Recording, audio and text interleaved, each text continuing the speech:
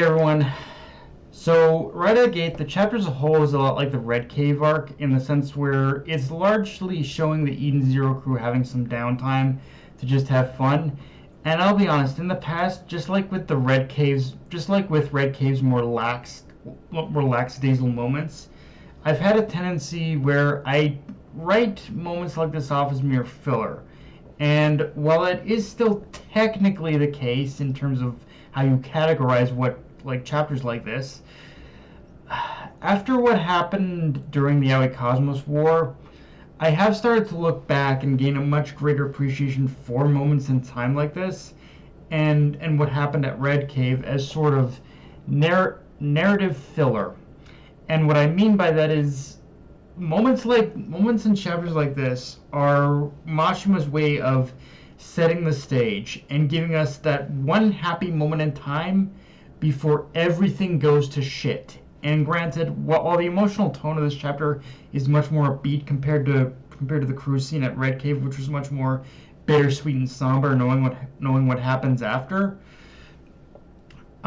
just that ending alone is enough to convince me that things are about to go really bad really fast. So this is almost one of those chapters where you kind of need to read it multiple times just to kind of soak in the happy moment among the crew, because I get the feeling like things from here are just gonna go like just bad, just supremely bad all at once. Which, yeah, obviously I should talk about before we get to the other stuff. I guess I should talk about what everyone else is talking about, which is the kiss, like the kiss Rebecca gives Shiki in this chapter. And honestly, I don't have much to say on it really, other than it really feels like some nice, friendly teasing.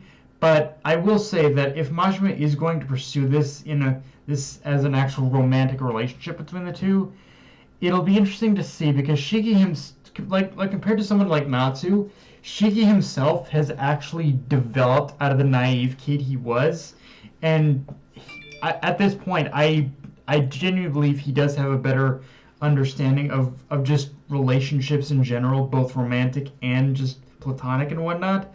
So I think at this point, I think pursuing a romance between these two could honestly work. It'll be just interesting to see how he approaches it.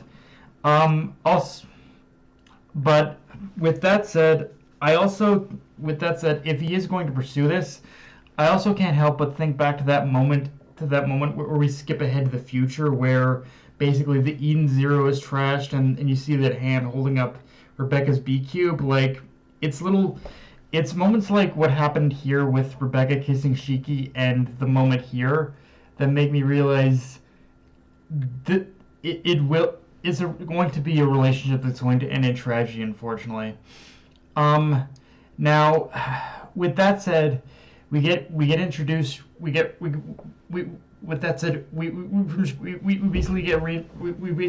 reintroduced to Libilia in this chapter through seeing some idiot meatheads harassing her and just showing her fall from grace now that she isn't the #1 B cuber, which happens before Shiki and Rebecca step in and save her. And I'd be lying if I didn't say I think she deserved it after every embarrassing thing she put Rebecca through. But I do like how we are getting this moment of Rebecca once again being the bigger person, and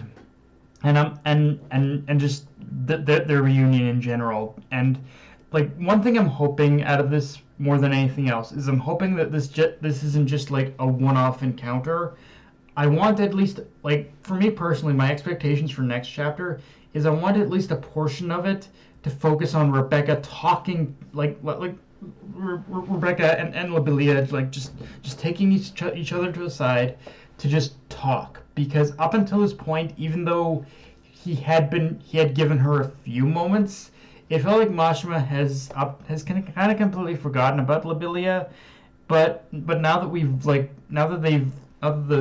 Shiki and Rebecca have reunited with her, and the roles are reversed, and Lobelia is at this low point, it now feels like the perfect time to see who the real Lobelia is, and develop the relationship between Rebecca and Lobelia beyond just a rivalry. Show us who the real Lobelia is, and now that the whole mask of fame is gone, like a real moment of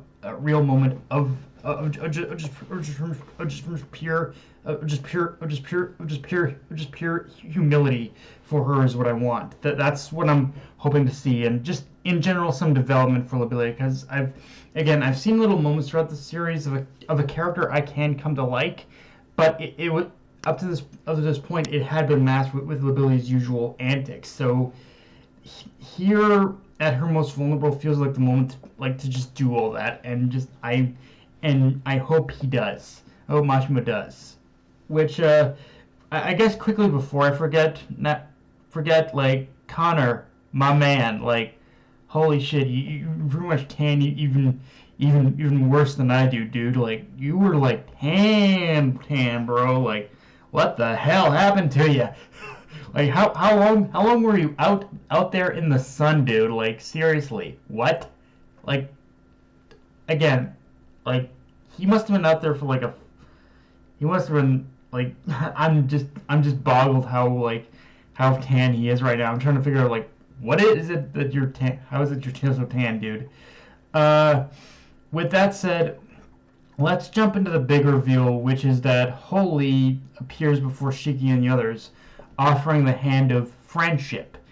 And I have faith in Mashima's writing at this point, but I really hope he isn't going to have Shiki fall for this in like any shape or form, because like the moment she said that, like the moment Holy extended her hand and said that bullshit, and said that shit, my bullshit alarm went blaring off in my brain. Like the moment she said that, I couldn't even believe how she wasn't even hiding how obviously this whole setup was a trap. Now that in itself just kind of raises the question of what kind of trap she set, because after what happened with Feather and all that shit she was talking last chapter, I have a hard time believing it involves another blockade, at least in the sense of that being the only part of her strategy. So if I have to take a shot in the dark here, I think Holy has laid out some kind of trap, like she's hoping to spring on the crew, where no matter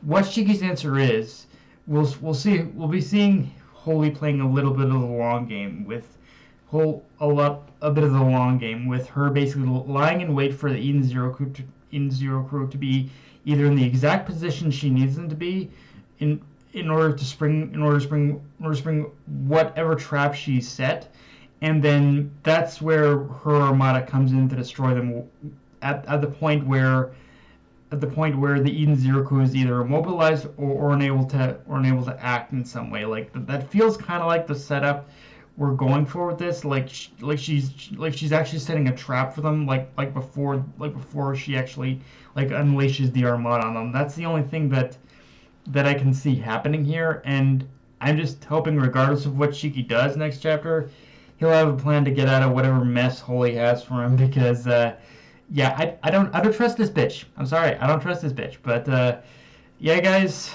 that's pretty much all I got for this review. If you enjoyed the video, like, comment, subscribe. Follow me on Twitter, Analyst Crunchyroll. Be sure to hit the notification bell, hit the subscribe button, and just share the video around, guys. Dark Knight of Enemy, signing off. Later, everyone.